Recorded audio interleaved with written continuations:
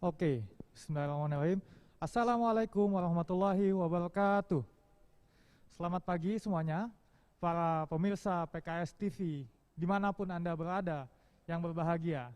Doa kami kepada teman-teman semua, semoga selalu dalam diberkahi Allah Subhanahu wa Ta'ala dan selalu dalam dijaga kesehatannya di masa pandemi ini, dan juga rezekinya dilancarkan.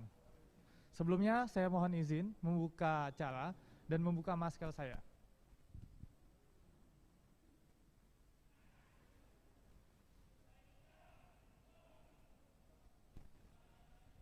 Baiklah, perkenalkan, nama saya Mustafa Faruk yang pada hari ini akan memandu jalannya kegiatan Side Event Discussion Rakernas PKS 2021.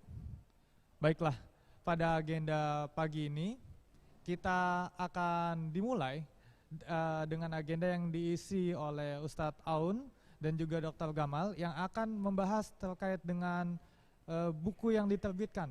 Nah, apa bukunya? Nanti akan kita diskusikan lebih lanjut. Tetapi perlu diketahui juga bersama teman-teman bahwasannya acara kita pada hari ini dilakukan dengan protokol kesehatan yang sangat baik, yang dimana semua pengisi dan semua panitia dan semua peserta acara sudah dilakukan tes, sudah dilakukan pembersihan lah. Dan juga selama kegiatan acara, semua peserta tetap mematuhi dan menjalankan protokol kesehatan, tidak duduk melebihi kapasitas yang diizinkan, tetap di area hotel, tidak pergi kemana-mana, serta menghindari kerumunan dan kurangi mobilitas. Ingat PKS. P. Pakai sabun saat cuci tangan. K. Kenakan masker. S. Selalu jaga jarak. Baiklah, sebelum kita mulai, akan ada pesan-pesan berikut terlebih dahulu. Terima kasih.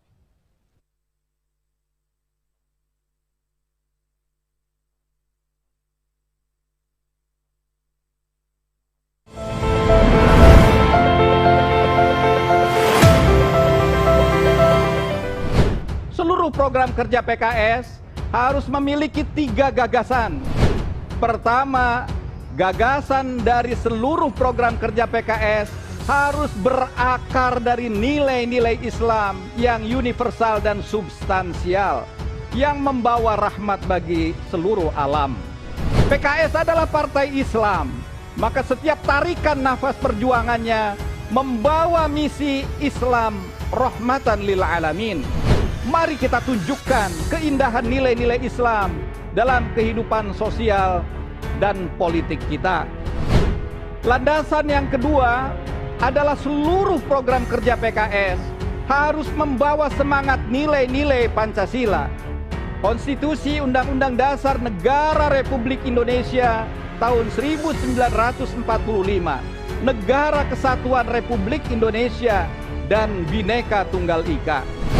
PKS meyakini bahwa misi kebangsaan dan misi keislaman adalah satu kesatuan yang tak terpisahkan.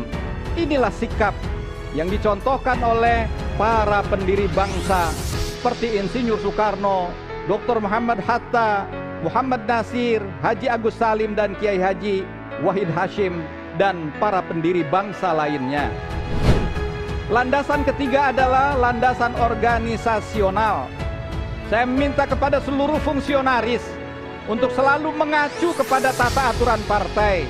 Kita memiliki anggaran dasar, anggaran rumah tangga partai, pedoman, panduan, arahan pimpinan, dan juga platform kebijakan pembangunan partai yang bisa menjadi referensi dalam menyusun program-program kerja partai 5 tahun ke depan. Insya Allah, ketika pengurus dan anggota PKS disiplin dalam memegang teguh 3 landasan gagasan ini, program-program kerja yang akan terwujud adalah buah pemikiran yang solid dan konsisten dengan nilai-nilai dasar perjuangan Partai Keadilan Sejahtera.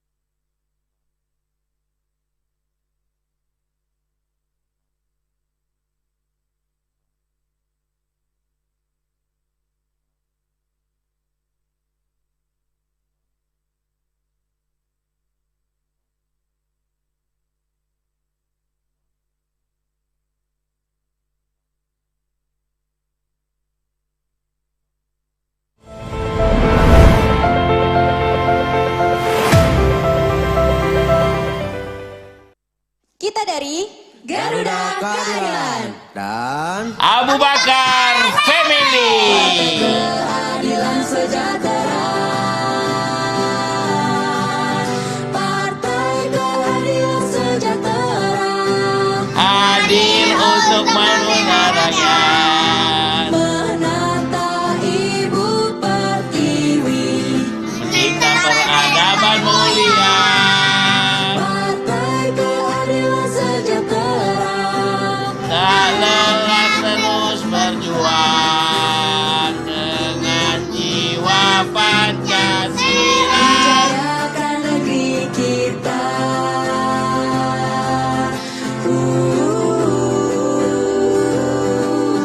Partai Keadilan Sejahtera.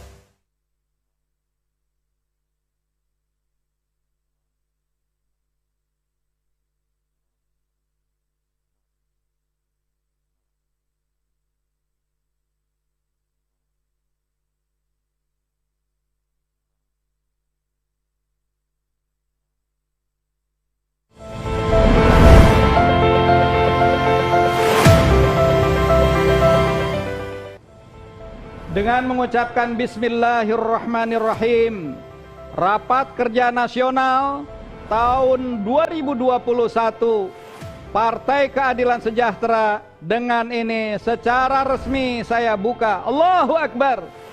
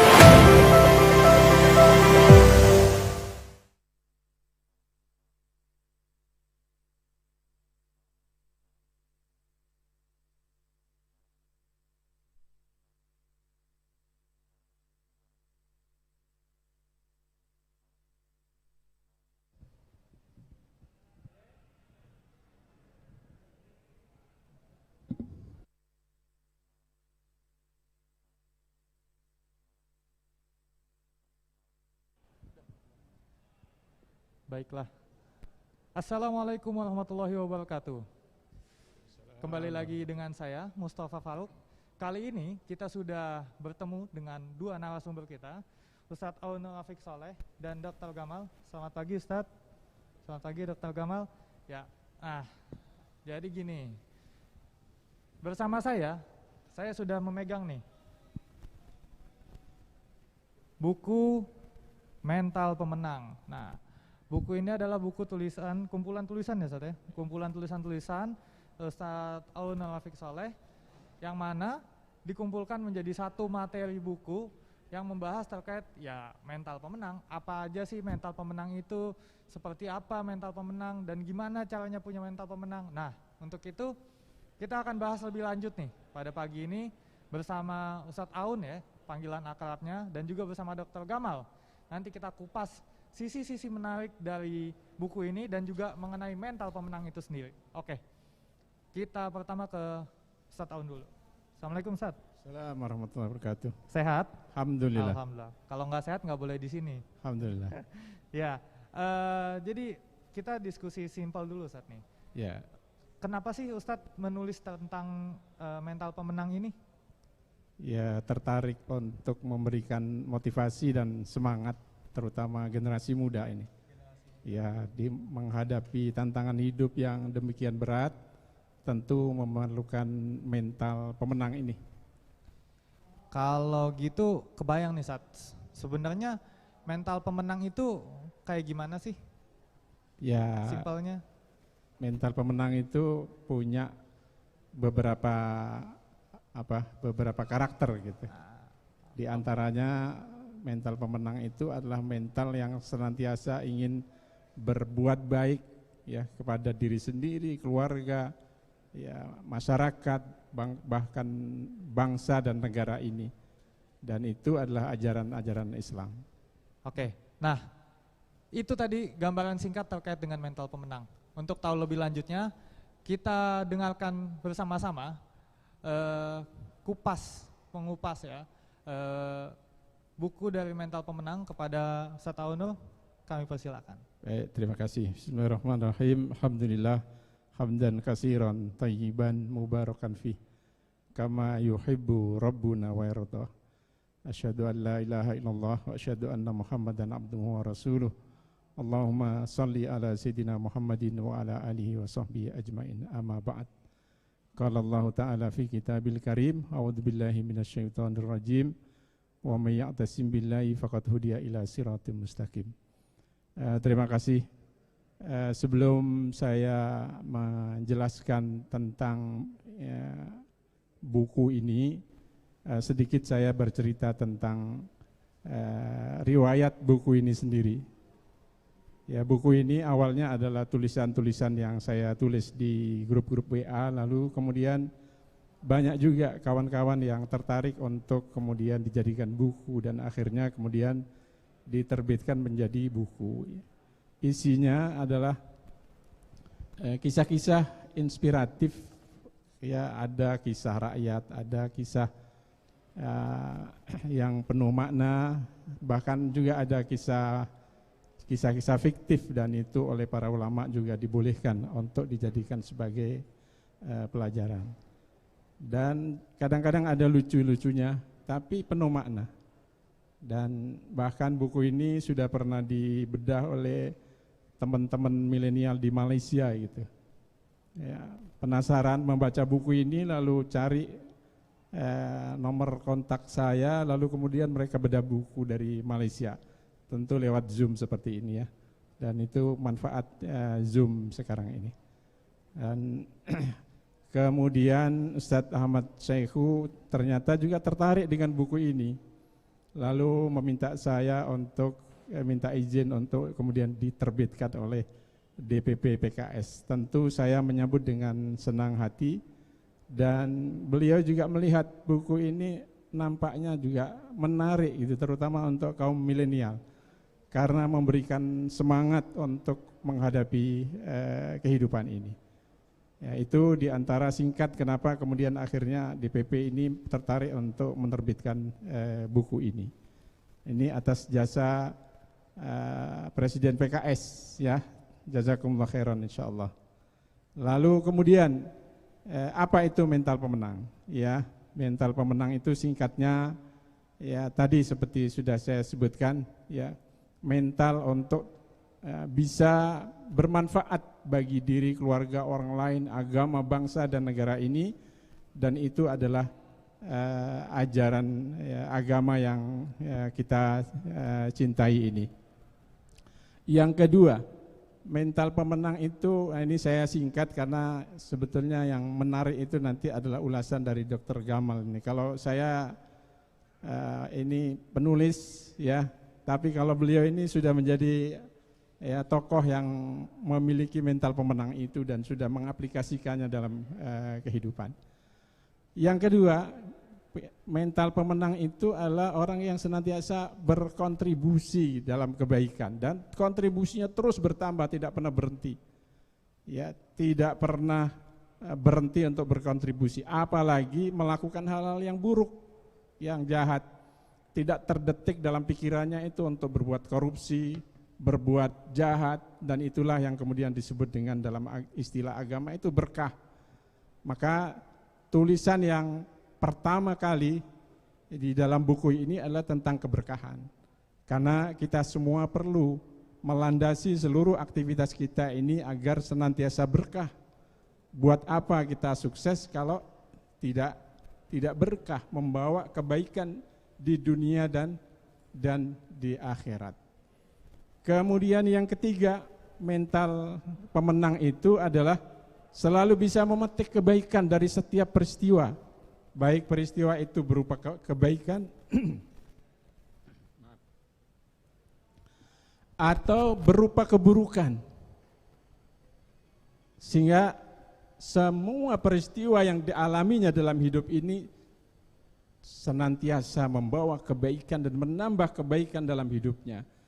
Karena itu dia tidak pernah rugi, apalagi seperti yang diungkapkan dalam Al-Quran itu, ada orang yang khasirat dunia wal akhirah, ada orang yang merugi dunia dan akhirat. Nah, itu tidak ada kamusnya seorang yang memiliki mental pemenang. Karena itu dia juga tidak punya kata kalah dalam kamus kehidupannya. Ya, apapun yang dihadapinya selalu bisa dipetik manfaat kebaikannya dari peristiwa ini. Dan itu diungkapkan oleh Rasulullah SAW dalam salah satu hadisnya tentang mental pemenang ini. Seorang mukmin itu, kata beliau, adalah seorang yang memiliki mental pemenang. Ajaban li amril mukmin. Ya, sangat mengagumkan seorang mukmin itu karena dia memiliki mental pemenang. Apa yang membuatnya dia menjadi mengagumkan? Kata Rasulullah SAW, karena semua urusannya jadi baik. Kalau mendapatkan kebaikan dia bersyukur, kalau menghadapi keburukan, ya, menghadapi musibah dia bersabar. Nah, inilah mental pemenang yang disebutkan oleh Rasulullah Sallallahu Alaihi Wasallam, dan ini harus menjadi mental pemenang, menjadi mental setiap anggota PKS. Ustadz Ahmad Saihu tertarik untuk menerbitkan buku ini karena beliau ingin agar semua kader, semua anggota PKS itu punya mental pemenang ini. Kalah pilkada itu bukan sesuatu yang buruk, tapi dia bisa memetik pelajaran-pelajaran. Kalau kata kalah bertarung bukan berarti hancur. Itulah seorang mukmin yang bermental pemenang. Yang keempat, berpikir jauh ke depan tentang kesuksesan. Tidak hanya sukses di dunia, tetapi juga dia berpikir sukses di akhirat. Ya, kata Allah, ya, firman Allah Subhanahu wa taala di dalam salah satu ayatnya itu, faman zuhzika anin nar wa udkhilal jannata faqad faz. Siapa yang dijauhkan dari neraka dan kemudian dimasukkan dalam surga, itulah orang yang sukses. Jadi ini yang menjadi acuan seorang yang memiliki mental pemenang. Dia tidak hanya berpikir sukses di dunia, tapi harus sukses juga di akhirat. Kalau hanya sukses di dunia, tapi nanti rugi di akhirat, itu bukan seorang yang bermental pemenang. Yang berikutnya, kenapa kita harus memiliki mental pemenang ini? Ya. Pertama, karena hidup ini perjuangan. Ya. Seperti yang disebutkan oleh Allah Subhanahu wa taala di dalam salah satu ayatnya, laqad khalaqnal insana fi kabad. Sesungguhnya kami telah menciptakan manusia ini berada dalam susah payah. Hidup ini perjuangan dan kita harus memenangkan perjuangan ini. Seorang muslim bisa memenangkan perjuangan hidup ini dengan asalkan dia tetap konsisten dengan ajaran-ajaran yang telah diberikan oleh Allah Subhanahu wa taala. Yang kedua, kenapa kita harus memiliki mental pemenang? Karena hidup ini singkat. Ya, dalam sebuah hadis itu, ya, disebutkan oleh Rasulullah SAW, orang hidup di dunia ini seperti ka'annaka gharibun, seperti orang asing. Orang asing itu kalau berada di suatu daerah, dia tidak punya niat untuk hidup selamanya di tempat itu. Dia hanya berpikir sementara. Dan karena itu biasanya dia akan sangat hati-hati memanfaatkan waktunya, memetik segala pelajaran yang bisa diambil untuk kemudian bisa dipraktekkan, dipetik buahnya nanti di tempat dia tinggal. Nah, kita hidup di dunia ini hanya singkat sementara. Nah, kalau dalam hitungan waktunya Allah itu hanya tidak lebih dari 1 jam kita hidup di dunia ini. Karena itu harus bisa memenangkan ya, pertarungan kehidupan ini. Dan yang ketiga, karena hidup ini kompetisi. Hidup ini adalah kompetisi. Masing-masing orang akan berjalan sesuai dengan arahnya masing-masing. Ya, dalam ayat itu disebutkan walikullin wijhatun huwa muwalliya fastabiqul khairat. Maka harus berlomba-lomba memenangkan ya, perjuangan hidup ini, tetapi kebaikan itu yang harus kita menangkan. Jangan sampai kita kalah dengan ya, menempuh jalan kehidupan ini dengan melakukan ya, berbagai ya, keburukan, apalagi kejahatan. Itu adalah orang-orang yang kalah dalam berkompetisi dalam kehidupan ini. Orang yang maksiat itu orang yang kalah dalam berkompetisi. Karena dia tidak mau ikutin aturan main. Ya, karena itu orang yang bermental pemenang adalah orang yang bisa memenangkan kompetisi dalam kehidupan ini. Nah, itu di antara alasan kenapa kita harus memiliki mental pemenang ini. Lalu kemudian apa kiat-kiatnya menjadi pribadi dengan mental pemenang ini? Nah, inilah hal-hal yang saya sebutkan di dalam buku ini yang melalui kisah-kisah singkat, ya kadang-kadang lucu tapi inspiratif, ya diharapkan kemudian bisa memetik pelajaran-pelajaran itu. Yang sistematikanya setelah saya sampaikan kisah-kisah yang inspiratif itu, kemudian saya ulas dengan ayat-ayat Al-Quran, hadis-hadis Rasulullah SAW untuk melandasi pelajaran-pelajaran itu. Dan ini yang terbaik ya, menurut saya ini adalah cara yang terbaik. Kenapa? Karena Al-Quran dan Sunnah Rasulullah SAW itu ya terjamin kebenarannya. Sehingga nilai-nilai yang disimpulkan dari ayat-ayat dan Sunnah itu insya Allah ya tidak akan pernah salah. Itu bukan hasil penelitian, bukan hasil renungan, tapi itu adalah ajaran-ajaran Allah. Yang pertama, karakteristik mental pemenang itu adalah ya, tidak pernah kenal putus asa gitu. Ini bisa dibaca di buku di halaman 4 itu ya. Ya, kisahnya tentang seorang buta yang meletakkan tulisan minta bantuan, tetapi dengan bahasa yang lugas, yang kurang menarik. Lalu akhirnya datang seorang ahli iklan, kemudian mengubah tulisannya itu. Setelah diubah tulisannya itu, Masya Allah, ternyata kemudian banyak mengalir bantuan dari orang-orang yang lewat di jalan itu. Singkatnya, ini adalah pelajaran tentang ya, orang yang memiliki mental pemenang itu memang harus kreatif. Kalau satu strategi tidak berhasil, maka dia tidak berhenti dengan satu strategi itu, tapi dia harus melakukan strategi yang lainnya. Yang kedua, tidak alergi dengan masalah kehidupan. Ya, tidak alergi dengan masalah kehidupan. Karena orang hidup di dunia ini memang untuk dihadapkan pada masalah. Masalah itu justru akan mematangkan pribadi kita, akan memberikan pelajaran-pelajaran untuk menyelesaikan masalah dan akan meningkatkan derajat kita baik di hadapan manusia ataupun di hadapan Allah Subhanahu wa taala. Karena itu di situ saya sampaikan nasihat ya di halaman 9 itu, nikmati dan hadapi segala persoalan kehidupan ini tanpa menyimpang dari tuntunan hidup yang diberikan Allah.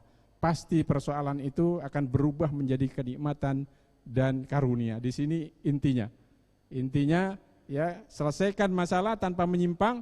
Nah, nanti masalah itu akan menjadi karunia dan kenikmatan dalam hidup kita ini.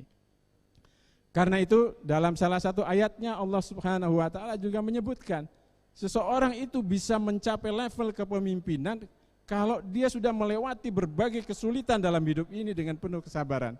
Wa in tasbiru wa tattaqu fa innaka min azmil umur. Dalam ayat yang lain disebutkan wa ja'alna minhum a'immatan yahduna bi amrina lamma sabaru. Nah, ayat ini secara tegas menyebutkan ya bahwa mereka itu kami jadikan sebagai pemimpin setelah mereka melewati ujian-ujian, tantangan-tantangan, masalah-masalah kehidupan ini dengan kesabaran. Nah, itu sebabnya maka seorang yang bermental pemenang tidak pernah alergi dengan masalah, tapi dihadapi, diselesaikan tanpa melakukan penyimpangan-penyimpangan. Di sini kuncinya. Kalau sukses menghadapi, menyelesaikan semua masalah itu, insya Allah masalah itu pada akhirnya menjadi karunia dari Allah Subhanahu wa ta'ala. Berikutnya, mandiri, tidak pernah bergantung pada bantuan orang, hanya bergantung kepada Allah Subhanahu wa ta'ala. Nah, ini menarik. Saya sebutkan satu kisah tentang guru SMA ya, yang mengajari biologi pada murid-muridnya tentang proses kepompong menjadi kupu-kupu. Di situ disebutkan. Ya, guru biologi ini mengatakan pada murid-muridnya, ya, tolong diperhatikan, sebentar lagi kepompong ini akan menjadi kupu-kupu. Tapi kamu perhatikan 2 jam lagi dia akan pecah kulit kepompongnya, lalu kemudian dia akan menjadi kupu-kupu. Para muridnya memperhatikan ya bagaimana ya kepompong ini berusaha untuk bisa keluar dari cangkangnya. Tapi kemudian salah satu murid itu merasa iba dengan perjuangan yang dilihatnya dan akhirnya dipecahkan dengan tangannya dan kemudian keluar dari cangkang itu. Apa yang terjadi setelah itu? Ternyata ya setelah keluar tidak lama kemudian kupu-kupu ini mati. Lalu datang gurunya kemudian menanya, "Kenapa? Apa yang terjadi?" Lalu disebutkan ada salah seorang murid yang membantu tadi itu, lalu kemudian mati. Kata gurunya, ini pelajaran buat kalian. Tidak selamanya bantuan itu ya baik, katanya. Kenapa dia mati? Karena dengan susah payah dia memecahkan cangkang itulah justru dia memiliki kekuatan untuk kemudian menjadi kupu-kupu dan mampu terbang. Karena kalian bantu sehingga dia tidak mendapatkan kekuatan untuk itu. Ini adalah pelajaran bagi kita semua bahwa tidak selamanya bantuan dalam hidup ini ya baik bagi kita. Dan karena itu ini harus juga menjadi mental seorang pemenang. Ya, tidak bergantung pada bantuan orang. Karena itu kemudian Rasulullah SAW mengajari salah seorang sahabat ya namanya Qabisah. Beliau mengatakan setelah Qabisah itu minta bantuan, tapi dikasih nasihat. Setelah dibantu, tapi kemudian dikasih nasihat. Kata Rasulullah SAW, wahai Qabisah, minta-minta itu tidak boleh kecuali bagi 3 orang yang sangat mendesak. Tapi intinya Rasulullah mengajari kepada para sahabatnya agar tidak bergantung pada bantuan orang, karena tidak selamanya bantuan itu mendidik. Justru akan menghancurkan mental seseorang kemudian menjadi mental ya peminta-minta, dan itu tidak baik di dalam Islam. Ya, seringkali ini kadang-kadang dilakukan oleh orang tanpa sadar. Saya sering menyaksikan ini di Masjidil Haram. Ya, kalau sedang haji atau sedang musim puasa itu, kan di sana banyak orang yang membagi makanan dan sebagainya. Saya mendampingi kadang-kadang sebagian orang ini orang-orang kaya yang berangkat ke sana. Tapi dia mengantri mohon bantuan. Saya ingatkan, kenapa kita tidak berpikir kita yang ngasih? Kenapa justru kita yang ngantri pengen mendapatkan bantuan itu? Nah, akhirnya tersadar, oh iya ya. Kenapa bukan kita yang kemudian berpikir untuk kemudian yang membagi-bagi makanan itu kepada orang lain. Nah, ini karena mental ya, peminta-minta itu masih ada dalam diri seseorang, sehingga ini harus dihilangkan. Ya, karena itu seorang yang memiliki mental pemenang itu ya tidak pernah bergantung kepada sarana materi, apalagi dalam perjuangan dakwah. Tidak pernah dia bergantung dengan itu. Ya. Dalam hidupnya dia hanya bergantung kepada Allah. Allahus Samad, hanya kepada Allah kita bergantung kepada Allah. Kalau hanya bergantung kepada Allah, itu akan memberikan kekuatan mental.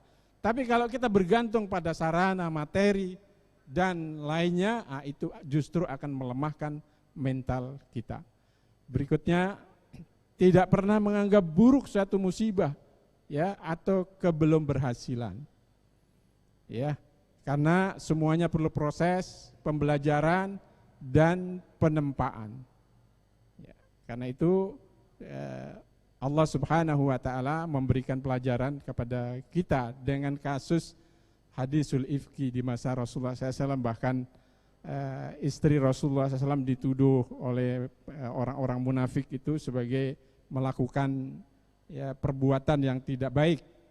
Lalu kemudian Allah Subhanahu wa taala menyampaikan kesimpulan pelajarannya, kata Allah, la tahsabu syarrul lakum bal huwa khairun lakum. Jangan kamu pernah mengira satu musibah ya yang terjadi, satu keburukan yang terjadi itu buruk buat kamu, tetapi justru itu menjadi kebaikan. Nah, ini harus kita jadikan mental kita dalam menghadapi kehidupan ini. Sebab dalam kehidupan ini kita pasti akan menghadapi dua hal saja. Kalau tidak baik, buruk. Tapi bagaimana supaya kita bisa mengelola ya musibah, keburukan yang menimpa kita ini menjadi suatu kebaikan dalam hidup kita. Nah, inilah yang kemudian insya Allah akan membuat kita menjadi orang-orang yang bermental pemenang itu sendiri.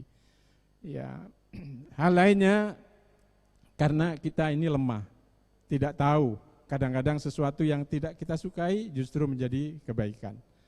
Kemudian yang kelima, tidak pernah menyerah dengan keadaan dan selalu menemukan jalan untuk mengatasi masalah. Ya, ini ada kisah menarik di dalam buku ini, di halaman 20 ini, tentang kisah kuda yang jatuh ke sumur tua. Ya, kata pemiliknya, dia berkalkulasi. Biaya mengeluarkan kuda ini dari sumur ini sama dengan harga, bahkan lebih mahal daripada harga kuda ini kalau dikeluarkan. Akhirnya kemudian pemilik kuda ini memutuskan untuk menimbun, dan akhirnya dimulai ditimbun, dibantu dengan tetangganya, ya tentu ditimbun dengan pelan-pelan. Tapi apa yang dilakukan oleh kuda ini? Ya, kuda ini kemudian setiap kali dia tertimpa oleh tanah itu, dia naik ya sejengkal, dia naik sejengkal terus begitu, dia tidak menyerah dengan timbunan tanah itu, dan pada akhirnya dia bisa sampai di atas dan bebas dari sumur itu. Nah, ini kisah, walaupun kisah ini kisah fiktif, tetapi kisah yang penuh makna, yang bisa diambil pelajarannya. Begitulah harusnya kita menyikapi berbagai persoalan dalam kehidupan kita ini, kita atasi sambil kemudian kita bisa meningkatkan ya, derajat kita. Ada hal yang paling dahsyat dan ini terjadi bukan fiktif. Ya, di halaman 109 itu yang berjudul tentang perang mental, yaitu berkaitan dengan seorang raja Mudaffar Qutus. Di zaman itu negeri-negeri Islam, bahkan pusat khilafah Abbasiyah sudah jatuh di bawah pasukan Mongol Tatar. Tinggal satu negeri yang belum dihancurkan oleh pasukan Mongol ini, yaitu Mesir. Lalu kemudian dia mengirimkan 40 prajuritnya menyampaikan pesan agar Raja Mudaffar Qutus ini menyerah. Kalau tidak menyerah, maka rakyat Mesir akan dibantai, dihancurkan. Lalu kemudian Raja Qutus ini bertanya kepada para menterinya dan juga kepada salah seorang ulama. Semua menterinya menyerah kecuali ulama ini, satu-satunya yang menyarankan, ya, kenapa kita tidak melawan? Ya, kita lawan saja. Kemudian akhirnya dia sepakat untuk melawan. Lalu kemudian 40 prajuritnya itu, ya, dibunuh semuanya, disisakan satu, ya, agar ini kembali ke pasukan di Damaskus di Mongol, ya, orang-orang pasukan Mongol itu. Dan akhirnya kemudian dia kembali menyampaikan berita, ternyata Raja Qutus ini tidak mau menyerah. Dan kemudian akhirnya Raja Qutus menyiapkan pasukan, terkumpul sekitar 20.000 pasukan untuk menghadapi pasukan Mongol, dan terjadi perang yang namanya perang Ain Jalut. Dan kemudian dimenangkan. Ya, ini berkat ya seorang Raja Qutus yang tidak menyerah dengan keadaan, dan akhirnya ya sejak saat itu kaum muslimin bangkit, dan bisa jadi kebangkitan kaum muslim sampai sekarang itu ya adalah berkat kemenangan Raja Muzaffar Quddus di melawan pasukan Mongol di Palestina itu. Nah, ini saya kira ini sangat inspiratif, menginspirasi kita semuanya agar dalam menghadapi keadaan sesulit apapun kita tidak pernah menyerah dengan keadaan. Apalagi Allah juga berfirman kepada orang-orang beriman, wa may yattaqillaha yaj'al lahu makhraja. Siapa yang bertakwa, Allah senantiasa memberikan jalan keluar. Maka jangan pernah menyerah dengan keadaan seburuk apapun keadaan itu. Yang berikutnya, seorang yang bermental pemenang itu orang yang luwes, ya, supel dan luwes, bisa berkomunikasi dan berinteraksi dengan siapa saja. Nah, kuncinya untuk bisa luwes, supel dan luwes ini dan bisa berinteraksi dengan siapa saja, dia harus bisa menjadi pendengar yang baik. Jadi ada nasihat dari seorang motivator itu mengatakan, kalau kamu mau jadi pembicara yang baik, jadilah pendengar yang baik. Ya. Makanya bahkan kalau bisa, ya harus mengetahui mimpi-mimpi orang lain supaya nanti pembicaraan kita itu sesuai dengan ya apa yang kemudian menjadi pikiran orang lain itu sendiri. Nah, ini ada satu kisah singkat tentang psikologi bahasa. Ada seorang bakhil yang jatuh ke dalam lubang galian. Lalu kemudian dibantu oleh orang-orang ya untuk naik. Tapi bahasanya salah. Dia mengatakan, berikan tangan kamu, nanti kami angkat. Tapi dia enggak mau. Kenapa dia tidak mau? Karena dia sudah alergi dengan kata berikan. Orang bakhil itu enggak mau memberi. Lalu datang keluarganya. Ini kenapa ini? Iya, ini aneh ini orang katanya. Ini orang ya jatuh, kami bantu dan kami katakan berikan tanganmu supaya kami menariknya, enggak mau. Oh, saya tahu rahasianya. Ya, akhirnya kemudian keluarganya ini mengulurkan tangannya, ambil tangan ini, lalu diambilnya dan kemudian diangkat. Nah, ini psikologi bahasa. Kadang-kadang dalam berkomunikasi itu sangat menentukan psikologi bahasa. Maka kita ya apalagi para kader PKS, kader dakwah, anggota partai yang juga melakukan dakwah di tengah-tengah masyarakat harus pandai berkomunikasi dan tahu psikologi bahasa. Psikologi bahasa ini juga diajarkan oleh Al-Qur'an. Ya, diajarkan oleh Al-Qur'an. Coba di menjelang hari Ramadan ini, apa firman Allah tentang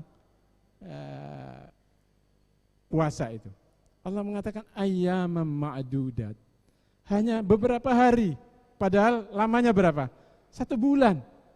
Nah, ini psikologi bahasa. Ya, Allah menyebutkan beberapa hari. Ya, ketika Allah menyebutkan tentang hari 1 bulan, padahal 1 bulan penuh.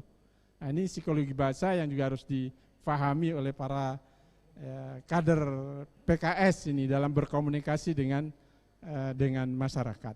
Saya kira ini juga satu pelajaran yang ya kadang-kadang lucu, walaupun kisahnya mungkin bisa jadi kisah fiktif, tapi itu ya penuh makna. Ya, kemudian yang ketujuh menjadi penebar kebaikan. Nah, ini juga ada kisah yang sangat menarik itu di halaman 50 itu. Ada seorang petani teladan. Saya pikir ini sudah dipraktekkan oleh Dr. Gamal ini. Seorang petani teladan ini setiap tahun selalu mendapat hadiah, memenangkan hadiah. Ditanya rahasianya kenapa? Ya, karena saya senantiasa berbagi dengan tetangganya bibit unggul. Katanya, kok kenapa mau berbagi? Ah, lalu dijelaskan oleh petani ini karena angin itu membawa benih-benih penyerbukan dan menebarnya ke tetangga-tetangga sekitarnya. Kalau saya tidak berbagi, nanti saya juga terpengaruh oleh ya, tanaman-tanaman yang ada di sekitar itu sendiri. Nah, itulah mental seorang pemenang itu, senantiasa mau berbagi kebaikan dan tidak takut dengan keberhasilan orang lain. Justru keberhasilan orang lain itu juga akan memberikan kebaikan pada dirinya. Dan ini sesuai dengan prinsip Al-Qur'an. Hal jazaul ihsan illal ihsan. kebaikan itu selalu akan memberikan kebaikan. Maka jangan takut ya mengajari orang untuk berhasil, sama-sama sukses. Itu juga ya nanti pada akhirnya kebaikannya akan kembali kepada kita. Ya. Kemudian yang terakhir, bagaimana cara agar kita bisa istiqomah memiliki mental pemenang ini. Satu saja caranya, yaitu selalu bersama dengan orang yang bermental pemenang. Karena kebersamaan ini sangat besar pengaruhnya dalam kehidupan seseorang. Ya. Siapa, kata Rasulullah, yang bergaul dengan penjual minyak wangi dapat wanginya. Siapa yang berinteraksi dengan orang yang tukang pandai besi, dia akan kecipratan debu-debu besinya. Itu sudah sunnatullah hukum dalam kehidupan ini. Karena itu dalam salah satu ayatnya ketika Allah memerintahkan agar kita berlaku jujur, Allah juga berfirman, ya ayyuhalladzina amanu taqullaha wa kunu ma'as shadiqin. Ya. Dan hendaklah kamu bersama dengan orang-orang yang jujur. Kalau kita bergaul dengan orang yang bermental pemenang, kita akan ketularan. Secara tidak kita sadari, karena kita terus berinteraksi dengan mereka, akhirnya kita ikut mendapatkan ketularan kebaikan itu. Nah, disinilah pentingnya kita terus mengikuti atau menjadi follower orang yang punya mental pemenang, insya Allah akan ketularan. Jadi followernya Dr. Gamal, insya Allah mental pemenangnya juga akan menular. Tapi sebaliknya, kalau kita menjadi pengikut orang-orang yang kalah mental dalam bertarung ini, pada akhirnya juga akan menitiskan rasa putus asa dalam kehidupan. Demikian kira-kira isi buku yang bisa saya sampaikan, tentu tidak bisa menggambarkan seluruhnya, tapi sebagiannya. Terima kasih. Assalamualaikum warahmatullahi wabarakatuh. Terima kasih banyak Ustadz Aunur atas pemaparannya. Luar biasa sekali apa yang disampaikan Ustadz Aunur terkait dengan bukunya. Maka baca dong. Kan tadi udah dikasih tahu nih sedikit-sedikit. Tapi poin sangat menarik ya, bahwasannya berjamaah itu sangat penting ya Ustadz ya. Sangat penting berjamaah itu. Karena manusia itu tidak diciptakan sendirian. Adam ada Hawa, kamu ada dia. Nah, di PKS ini modelnya berjamaah. Insya Allah PKS itu isinya jamaah orang-orang yang baik. Baiklah, selanjutnya kita akan ke Dr. Gamal. Kita akan bahas terkait dengan bagaimana mental pemuda dan pemuda yang punya mental pemenang ya. Dan juga mengulas bukunya Ustadz Aunur. Tetapi sebelum itu kita iklan dulu sejenak.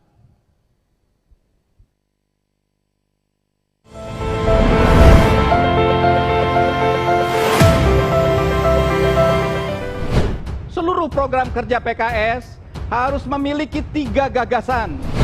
Pertama, gagasan dari seluruh program kerja PKS harus berakar dari nilai-nilai Islam yang universal dan substansial, yang membawa rahmat bagi seluruh alam. PKS adalah partai Islam, maka setiap tarikan nafas perjuangannya membawa misi Islam rahmatan lil alamin. Mari kita tunjukkan keindahan nilai-nilai Islam dalam kehidupan sosial dan politik kita.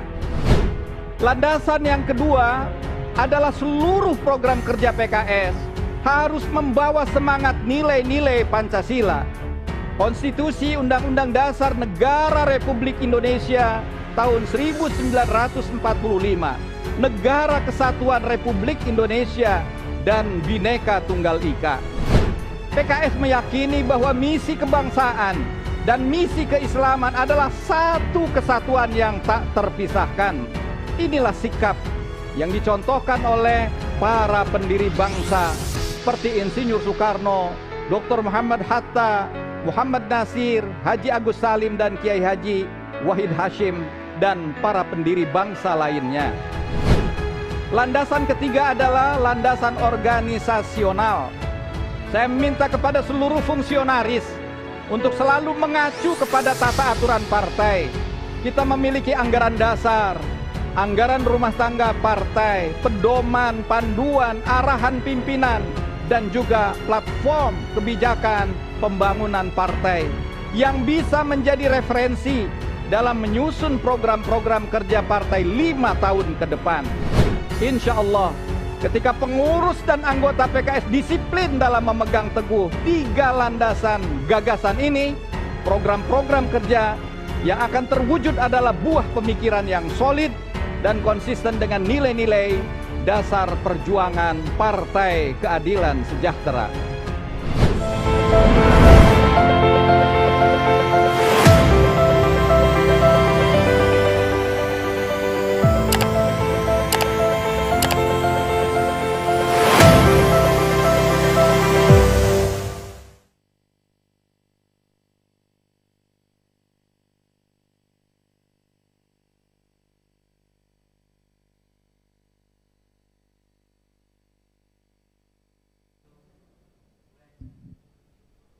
Baiklah, kembali lagi bersama kami, bersama saya Mustafa Faruk, bersama Ustadz Aunur, bersama Dr. Gamal.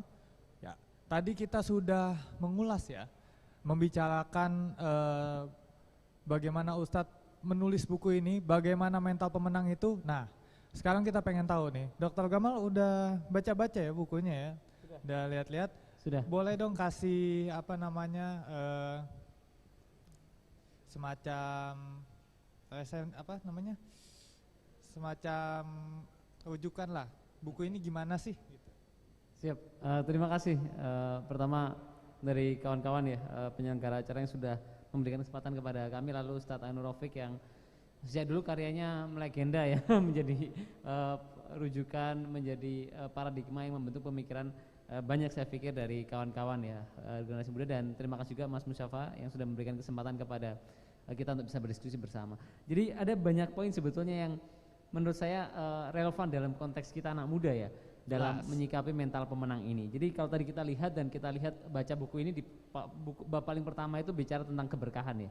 Ini menjadi hal yang sangat fundamental dalam kehidupan kita. Tentunya kalau kita masuk, nah sekarang bagaimana kita bisa mencapai keberkahan dalam kehidupan ini ya. Saya pikir mental pemenang itu menjawabnya. Contoh yang pertama, tidak pernah merasa rugi ya. Ini soal growth mindset ya. Jadi kalau kita lihat dalam konteks itu kan ada namanya fixed mindset, ada namanya growth mindset. Orang yang fixed mindset itu dia tidak suka mencoba hal baru, tidak suka tantangan, mudah menyerah, melihat kritik saran sebagai sesuatu yang sifatnya personal. Sehingga dia stuck, macet, nggak tumbuh-tumbuh ya. Tapi beda dengan orang yang growth mindset. Orang yang growth mindset itu apa? Dia satu, suka mencoba hal baru, embrace challenge, dia menikmati tantangan. Dia melihat kegagalan, bahkan kesalahannya sekalipun sebagai tempat dia belajar dan tumbuh. Dan saya pikir mental pemenang dalam buku ini itu sangat relevan dalam konteks kita memahami growth mindset ini. Dan itu kenapa growth mindset ini penting? Karena dia akan tumbuh lebih cepat dibandingkan orang-orang seusianya. Itu saya pikir poin kedua yang menjadi hal yang sangat fundamental ya, dan menjadi basis berpikir dari berbagai poin dalam buku ini. Lalu ketiga, berpikir jauh ke depan ya. Jadi saya ingin sampaikan kepada generasi muda ya, buku ini mengajarkan kepada kita, never limit your vision based on your current resources. Hold the vision, trust the process, the vision pulls you. Jadi jangan pernah batasi mimpi kita dan cita-cita kita lewat sumber daya kita hari ini. Pegang visi, percaya pada proses, dan visi akan menarik kita. Jadi cita-cita kita harus melampaui uang kita, melampaui usia kita, dan melampaui kemampuan kita. Dan yang gak kalah penting ya, buku ini memberikan satu pelajaran kepada saya, yaitu orang yang paling berakal adalah orang yang menyiapkan segala sesuatu paling akhir dalam kehidupannya. Jadi dalam perjalanannya, bukan hanya dalam konteks keduniaan kan, sehingga menjadi sesuatu hal keakhiratan itu menjadi hal yang sangat sebuah harmoni yang mencoba dibangun dalam konteks visioner itu.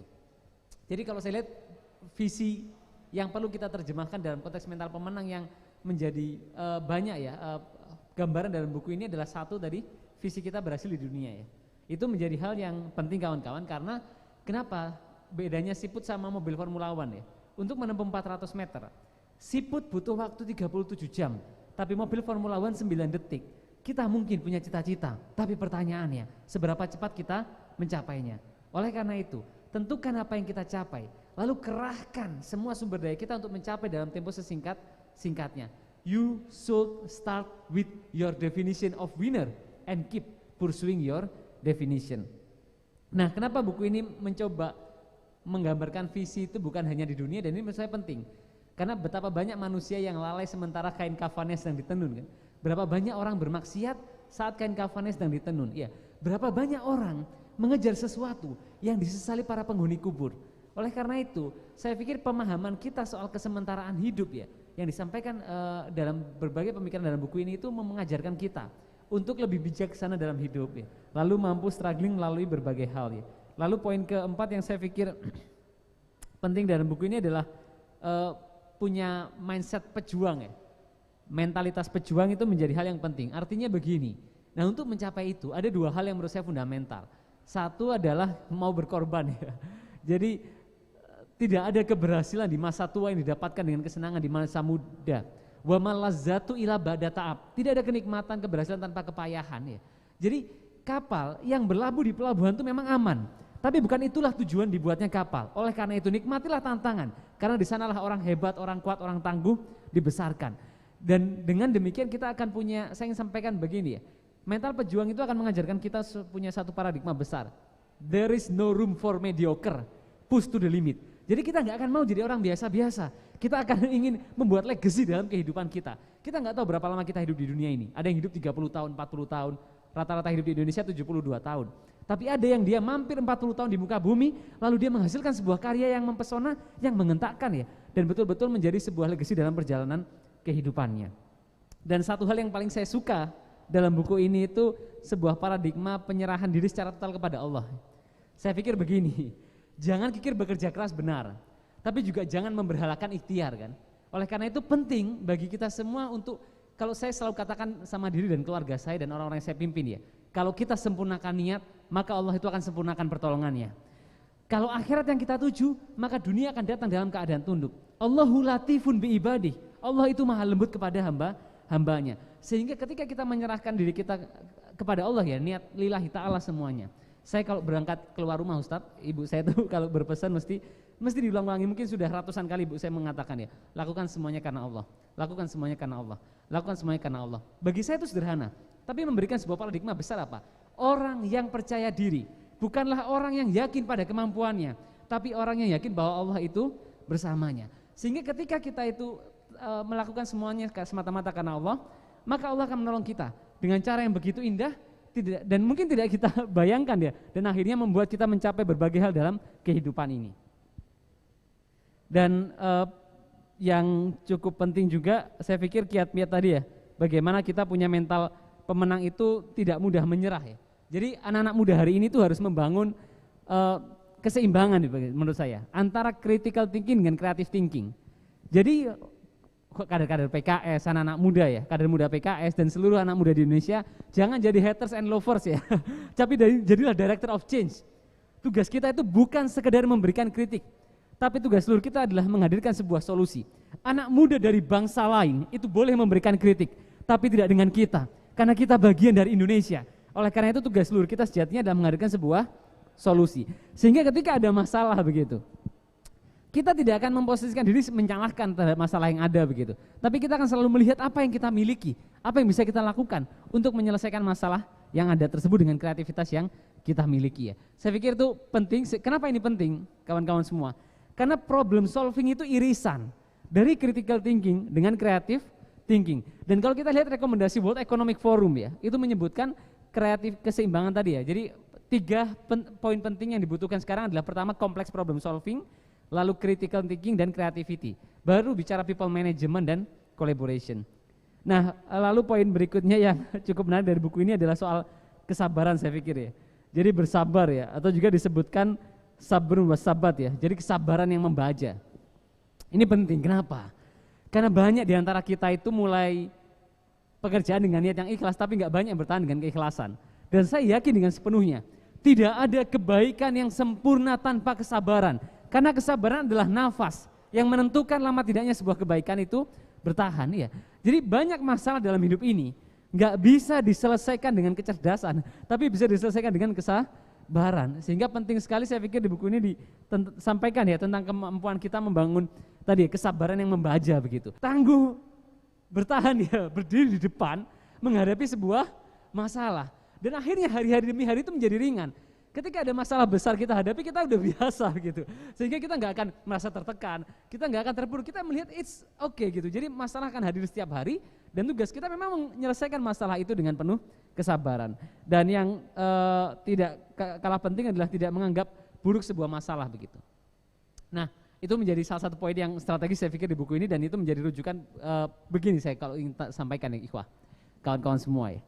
Jadi seringkali kita berpikir hal yang menyulitkan kita, hal yang membuat kita tidak nyaman itu adalah hal yang buruk buat kita. Lalu hal yang memudahkan kita, hal yang menyenangkan kita, itu adalah hal yang baik buat kita. Padahal sesuatu yang sulit ya, tidak mengenakan, itu belum tentu buruk buat kita. Sebaliknya sesuatu yang mengenakan, memudahkan, itu belum tentu baik buat kita. Ya. Kenapa? Karena kita melihat dengan apa yang kita lihat. Tapi Allah Maha melihat sehingga melihat jauh ke depan dibandingkan apa yang kita lihat hari ini. Dengan demikian, saya ingin sampaikan begini dalam konteks tadi ya. Bayangkan begini, let's make it very simple ya. Ketika kita gini, karunia atau kesenangan ya, kemudahan yang menjauhkan kita dari Allah itu bisa menjadi musibah. Tapi musibah, tantangan, cobaan yang mendekatkan kita kepada Allah itu bisa menjadi sebuah karunia. Sehingga ketika kita mendapatkan sebuah karunia atau cobaan ya, itu hanyalah sebuah awal dari perjalanan kehidupan kita.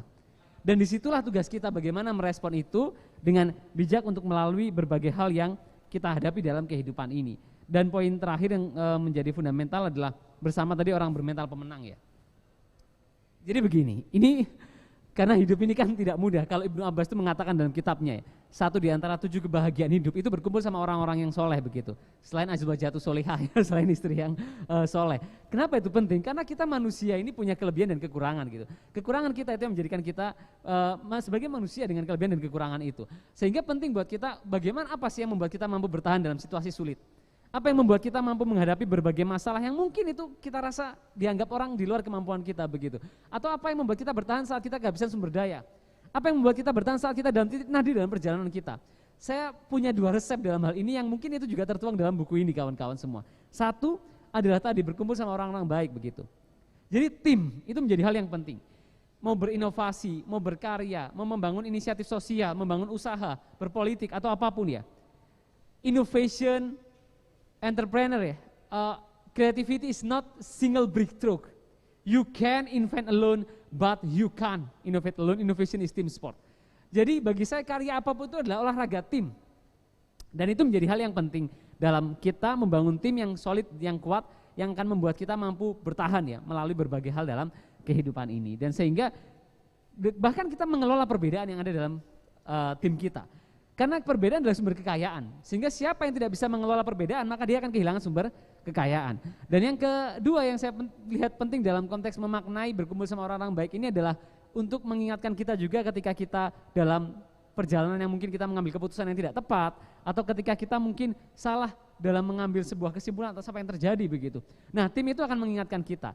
Dan ini menjadi dibutuhkan seorang mental pemenang karena sekuat apapun seseorang itu akan kalah dengan orang yang bekerja dengan tim yang kuat begitu. Dan itu menjadi salah satu rumus penting dalam kita mencapai apapun dalam kehidupan kita baik di dunia ataupun di akhirat ya. Mungkin itu saya pikir beberapa hal yang fundamental ya dalam konteks mental pemenang ini. Dan untuk kawan-kawan semua generasi muda di Indonesia ya, apapun yang kita diskusikan tadi itu harus segera diimplementasi. Jadi ide itu murah, merealisasikannya yang mahal. Mimpi itu murah, merealisasikannya mahal. Indah itu bukan pada kata tapi pada karya. Oleh karena itu bagaimana sekarang kita itu kawan-kawan semua bisa mulai gitu. Use what you have, do what you can, and start where you are ya. Kejar apapun yang ingin kamu kejar di akhirat ya dengan berbagai kebaikannya ataupun di dunia yang itu bisa menjadi jalan kita mendapatkan berbagai kebaikan di akhirat nanti ya. Jadi kejarlah mimpimu dan kawanku semua, kita anak muda ibarat matahari pukul 12 siang. Paling terang, paling panas, paling membara. Jangan biarkan masa muda ini berlalu begitu saja tanpa karya yang mempesona. Terima kasih, itu semoga bisa memberikan sedikit pandangan tentang buku ini ya. Saya kembalikan ke Mas Mustafa. Luar biasa sekali ya Dr. Gamal. Semangat banget, bikin saya juga ikutan semangat. Itu tadi banyak banget yang bisa kita simpulkan. Mungkin teman-teman yang nonton bisa lah simpulin sendiri. Tapi saya teringat suatu hadis, ini Ustadz mungkin bisa koreksi kalau salah. Ada hadis tuh bacanya Al-kaisu mandana nafsahu wa amila lima ba'dal maut wal ajizu man atba nafsahu atamanna Allahi amani. Benar nggak Ustaz? Al-kaisu itu orang cerdas ya Ustaz? Al-kaisu orang cerdas, mandana nafsahu yang bisa menahan nafsunya, wa amila lima ba'dal maut, dan dia beramal untuk hidupnya dan hidup setelahnya. Dan wal ajizu orang yang lemah itu man atba nafsu, dia yang nggak bisa nahan nafsunya, atamana Allahil amani. Apa tuh Ustaz ya? Artinya? Betul. Ya tamanna. Gitu, nggak bisa menahan dirinya. Dan kalau yang tadi Dokter Gamal tuh jadi keinget ayat favorit saya juga tuh Dokter Gamal tuh. Yang apa? Wa huwa qulul lakum wa asa an takrahu syai'a wa khairul lakum wa asa an tuhibbu syai'a wa huwa syarrul lakum wallahu ya'lamu antum la ta'lamun. Itu dari situ ya Dokter ya. Betul. Jadi emang kadang-kadang kita manusia nih yang sok tahu gitu kan. Rasanya apa yang udah baik buat kita tapi ternyata nggak baik gitu kan. Dan bisa jadi kalau kata dokter obat itu pahit tapi menyembuhkan ya. Seperti itu. Nah, kita balik lagi ke Ustadz Aun nih. Ustadz, tadi kan udah dipaparin ya terkait dengan mental pemenang ya. Ada pesan-pesan khusus nggak buat anak muda nih khususnya?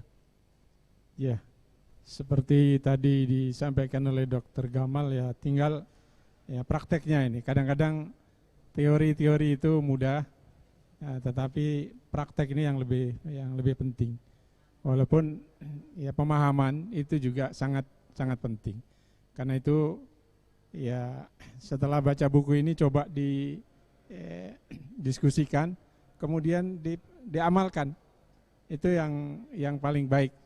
Bukan sekedar sebagai pengetahuan, tapi juga dicoba untuk kemudian dipraktekkan prinsip-prinsip ini dalam kehidupan kita. Insya Allah akan merasakan nikmatnya, hasil-hasilnya, dan insya Allah keberkahannya. Kalau dari Dokter Gamal, gimana pesan-pesan mental pemenang buat anak muda? Oke, ini saya mau bicara dari lubuk hati.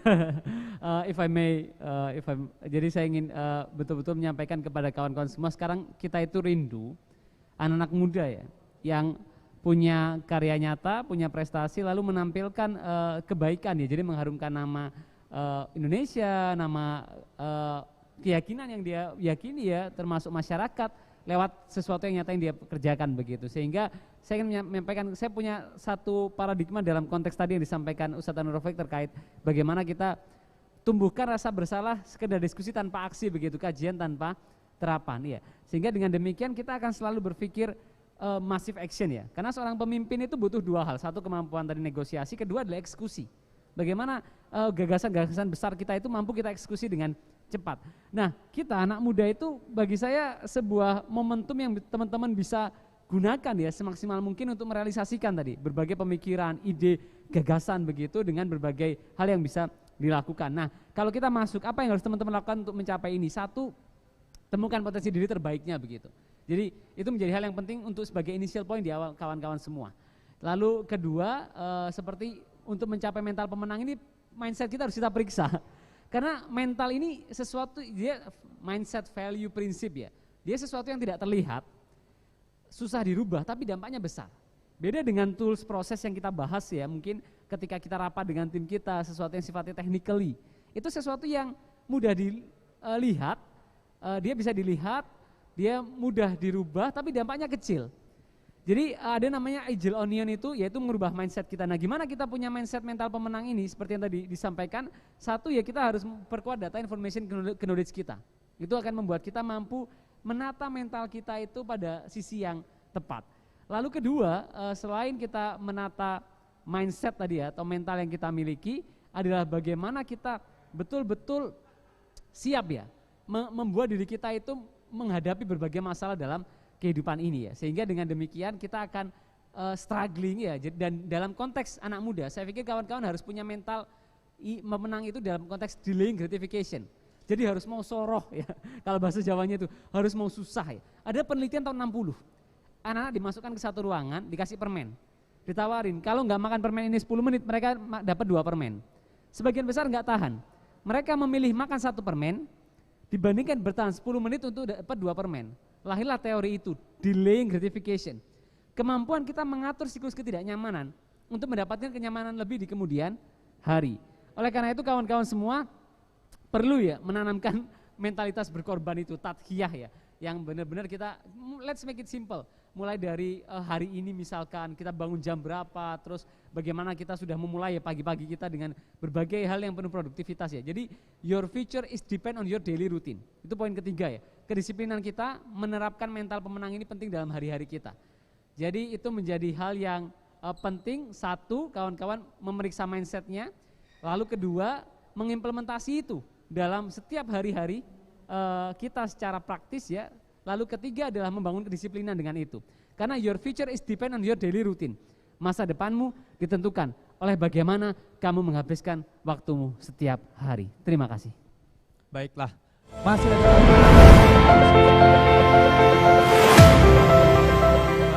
iklan dulu sejenak. Terima kasih.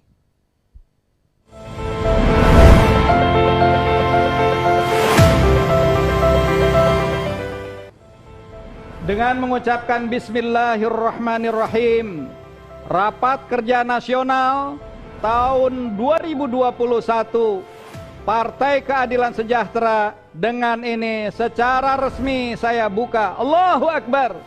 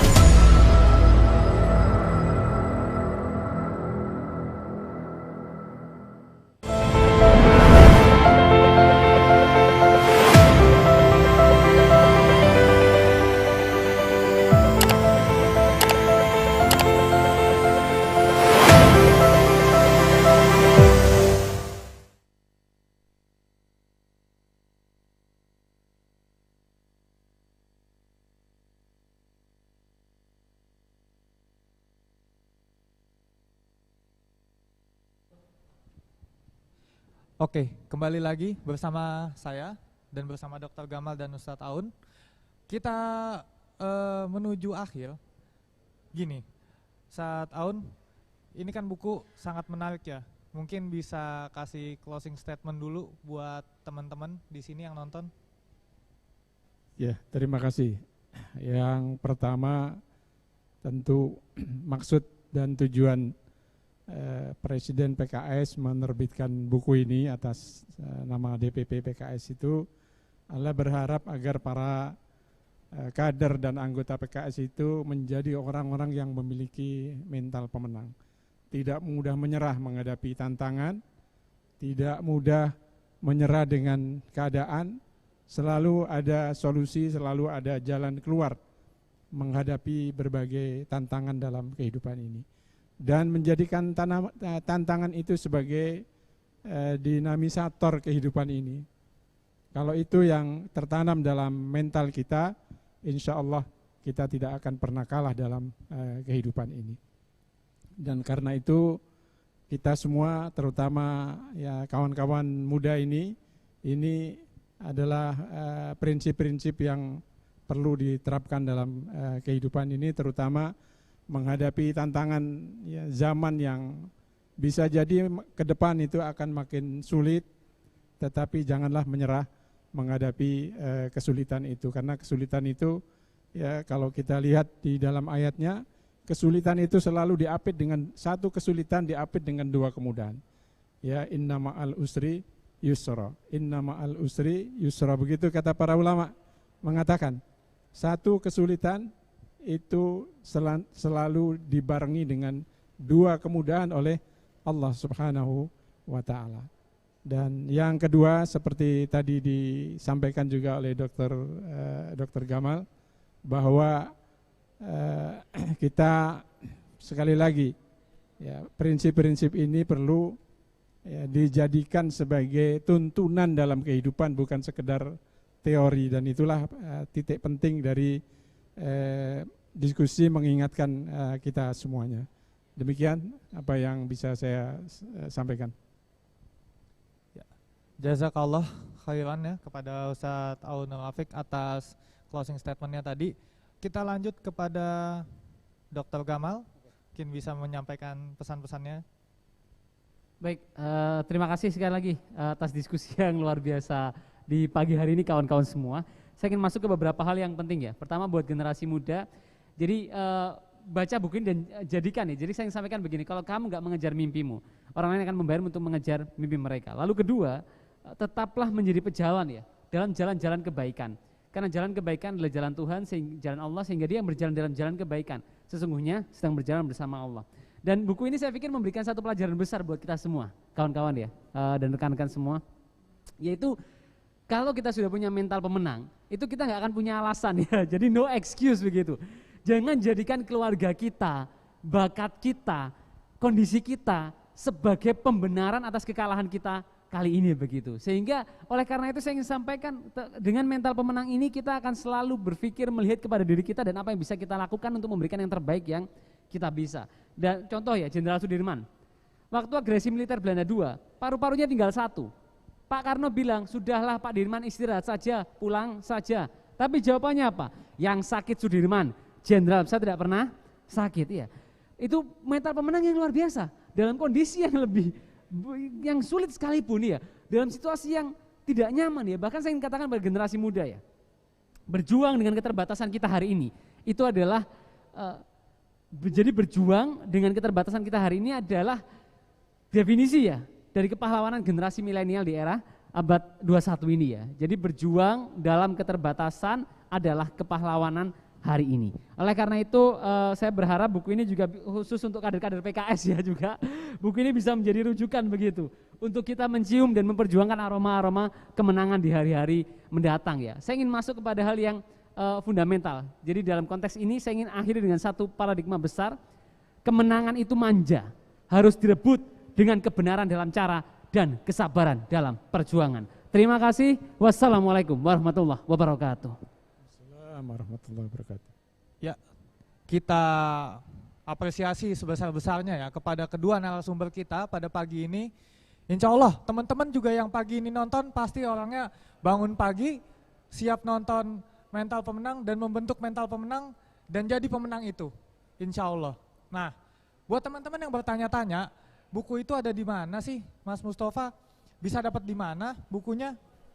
Nah, kalau kata Ustadz Aunur, buku ini masih ada di toko-toko ya Ustadz ya. Masih ada di Gramedia atau di toko-toko buku terdekat yang ada di rumah teman-teman. Nah, cuman bedanya nanti kalau misalkan teman-teman lihat itu ada bukunya Mental Pemenang terbitannya Bani Press ya Ustadz ya. Nah, atau mungkin ya bisalah dicek di toko-toko daring ya. Hari gini kan enak kita pesen online, cek transfer nyampe datang barangnya. Nah, kalau dari saya mungkin untuk membungkus ya diskusi kita pada pagi ini, bahwasannya mental itu memang betul suatu hal yang nggak kelihatan, nggak bisa dipegang, nggak bisa dilihat, nggak bisa dicium, apalagi didengar, tapi bisa dirasakan.